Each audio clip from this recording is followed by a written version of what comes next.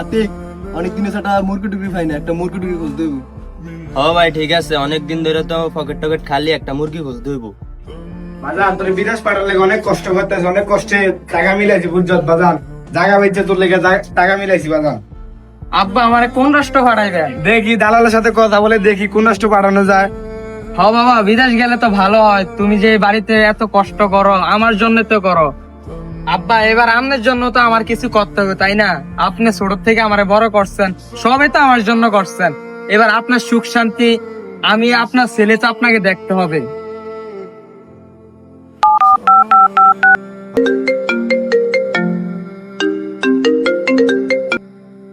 Hello বন্ধু, মুরগি ফাটাইছি, আমার বাকেটটা রাখিয়া দিস।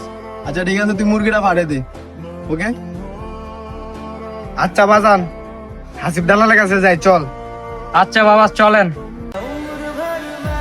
আচ্ছা বাজান, তুমি নাকি শুনলাম বিদেশ জানের বিষয় দাও। হ্যাঁ চাচা, আমি বিষা দেই, আপনি কাউকে পাঠাবেন নাকি? হ বাজান, তোর বাতিদারে চাইছিলাম পাঠাইতে বিদেশ, বুঝছত ভালো বিষয় আছে নাকি তোর কাছে? হ্যাঁ চাচা, আমার কাছে ভালো বিষয় আছে।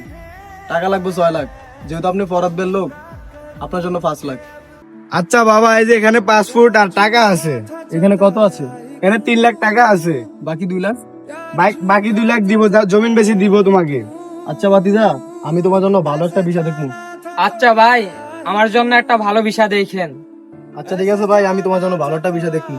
আচ্ছা বাতি জায়গা, তুমি আমার ছেলের জন্য একটা ভালো বিষয় দেখো। আচ্ছা ঠিক আছে চাচা, আমি আপনাকে 1 সপ্তাহের ভিতরে পাঠিয়ে দিব।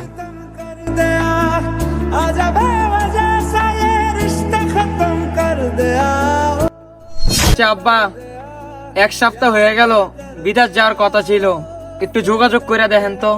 আচ্ছা বাজান, দেখি কল দিয়ে কি বলে। আচ্ছা দেখেন।